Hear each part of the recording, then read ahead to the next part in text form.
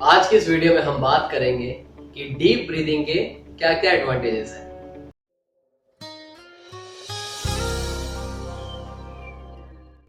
दोस्तों, सांस लेना हमारे लिए सबसे ज्यादा जरूरी है क्योंकि यह हमें जिंदा रखता है। लेकिन गहरी सांस लेने से हमें क्या क्या एडवांटेजेस मिल सकते हैं?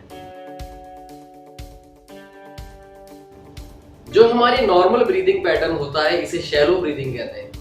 जो हम जैसे नॉर्मल स्टेट में सांस ले रहे हैं, तो इस स्टेट में जो हम ऑक्सीजन का अमाउंट ले रहे हैं वह पूरा नहीं होता।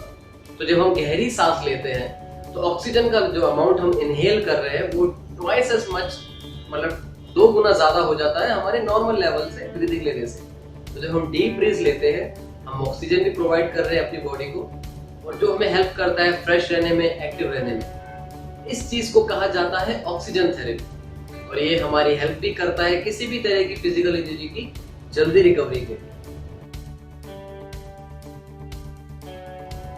एग्जाम्पल के रूप में हम ले लेते हैं कि हमारे सर में दर्द हो रहा है। अब हमें क्या करना है, हमें अपना फोकस उस दर्द के ऊपर लेके जाना है और गहरी सांस लेना शुरू कर देना है।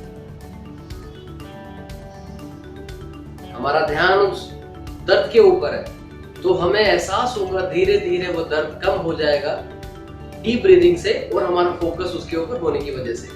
सिमिलरली अगर हमारा पेन पूरे शरीर में किसी भी बॉडी पार्ट में है, कहीं भी हमें दर्द हो रहा है, तो हम सेम टेक्निक इस्तेमाल कर सकते हैं। हमें बस वहां फोकस लेके जाना है और गहरी सांस लेनी है। मेडिटेशन करने की, ध्यान लगाने की कई सारी टेक्निक्स होती हैं जो कि हमारी सांसों से एसोसिएटेड होती है। किसी टेक्निक में कहा जाता है कि सांस जल्दी जल्दी लो, किसी में कहा जाता है कि धीरे तेज ऐसे ऐसे लो। तो अलग अलग टेक्निक्स होती हैं जो हमारी मेडिटेशन में जाने में हेल्प करती है। और इसी तरह से जब हम गहरी सांस लेते हैं ये भी हमारी मदद करता है मेडिटेटिव स्टेट में जाने में, क्योंकि जब हम मेडिटेशन में जाते हैं और हम गहरी सांस का इस्तेमाल कर रहे हैं तो हमारी बॉडी के अंदर भी ऑक्सीजन का लेवल मेंटेन रहता है जो कि रिक्वायर्ड होना चाहिए, जिससे कि हमारी सेल्फ अवेयरनेस भी बढ़ती है। सम्मोहन में यानी कि हिप्नोटिक सेशन में जब हम गहरी सांस का इस्तेमाल लेंगे तो वह हमारी मदद करेगा जल्दी उस हिप्नोटिक स्टेट, हिप्नोटिक ट्रांस में पहुंचने में। जब हम गहरी सांस लेते हैं तो जो हमारी तरंगे होती है, दिमागी तरंगे जो ब्रेन वेव्स होती है, वो जल्दी चेंज हो जाती है, जो कि हमारी मदद करता है जल्दी ट्रांस में जाने के लिए। तो ये दोनों, एक हिप्नोटिस्ट के लिए और क्लाइंट के लिए, दोनों के लिए एडवांटेजेस। अफर्मेशंस वो पॉजिटिव मैसेज होते हैं जो हम अपने आप को बोलते हैं हमारे अंदर चेंज लाने के लिए, या फिर जो भी हम अचीव करना चाहते हैं उस चीज के लिए। तो एक पॉजिटिव मैसेज होता है। तो जब हम अफर्मेशंस को जोड़ देते हैं गहरी सांस के साथ तो एक प्रॉपर फंक्शन बन जाता है। तो जब हम गहरी सांस ले रहे हैं तो ये हमारी मदद कर रहा है, फिजिकली हमारा ऑक्सीजन लेवल मेंटेन रख रहा है, तो हमें एक्टिव रख रहा है।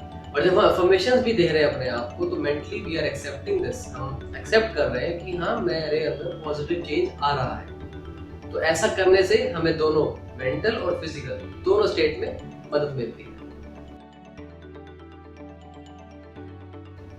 अलग अलग भावनाओं में हम देखते हैं कि हमारा ब्रीदिंग स्टाइल यानी कि हमारी सांस लेने का तरीका बदल जाता है।